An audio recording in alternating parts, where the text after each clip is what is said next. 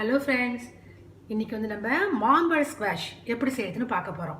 நான் ஏற்கனவே என்னுடைய ஒரு வீடியோவில் வந்து உங்களுக்கு பைனாப்பிள் ஸ்குவாஷ் போட்டிருந்தேன். இப்போ இந்த மாம்பழத்தில் செய்யுது எப்படின்னு பார்ப்போம். ஒரு மாம்பழம் அதை வந்து எப்படி கூழாக்கி வச்சுருக்க பாருங்கள். உள்ளே இருக்கிற இந்த இதை மட்டும் மாம்பழத்தை மட்டும் எடுத்து அழகாக மிக்சியில் அரைச்சி பல்ப் மாதிரி வச்சுருக்கேன்.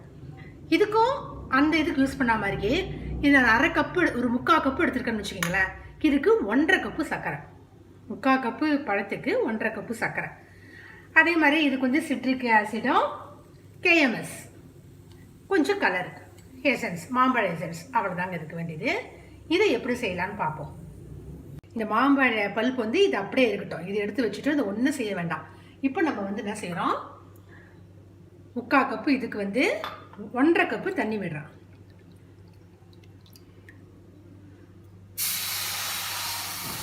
ஒன்று இந்த பாருங்க, 1.5 கப்பு தண்ணி விடுறோம்.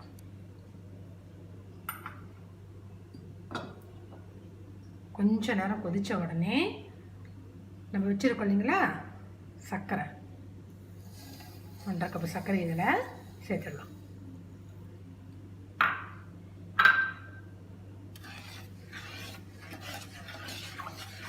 ரொம்ப நேரம் கொதிக்க விட வேண்டாம், 1 நிமிஷம் கொதிச்சா போதும். ஏன்னா வந்து உங்களுக்கு இது பாகு மாதிரிலாம் ஆகக்கூடாது. இது கூட சிட்ரிக் ஆசிட், இதை பாருங்க, இவ்வளவுதான்.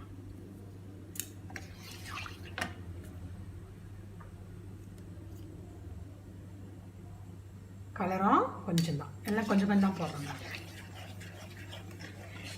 இது மாம்பழ கலர். எல்லோ கலர் கேட்டாலே உங்களுக்கு பேக்கரியில் கொடுப்பாங்க. கொஞ்ச நேரம் பாருங்க, நல்லா கொதிச்சு வந்துருச்சு. 1 நிமிஷமா ஆயிடுச்சு. நீங்க எந்த மாம்பழம் வேணாலும் இதுக்கு யூஸ் பண்ணிக்கலாம். இப்போ இதை ஆஃப் பண்ணிட்டு நல்லா ஆற விட்டு எடுத்துட்டு வரலாம். இப்போ பாருங்க, ஆறிடுச்சு, வடிகட்டி வச்சிருக்கேன். இதில் ஒரு சிட்டிகை KMS, இவ்வளோதாங்க, கொஞ்சம் தான். இப்போ நம்ம வச்சுருக்கிற இந்த பல்ப்பை இதில் சேர்த்துக்கலாம்.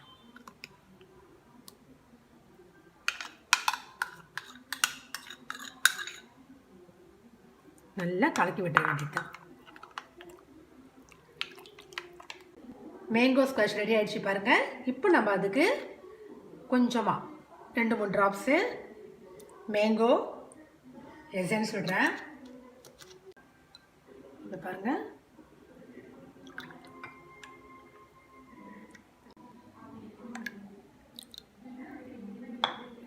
இதில் ஐஸ் கியூப்ஸு சேர்க்க வேண்டியது.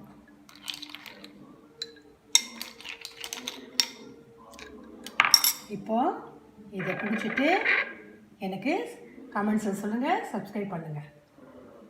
தேங்க்யூ.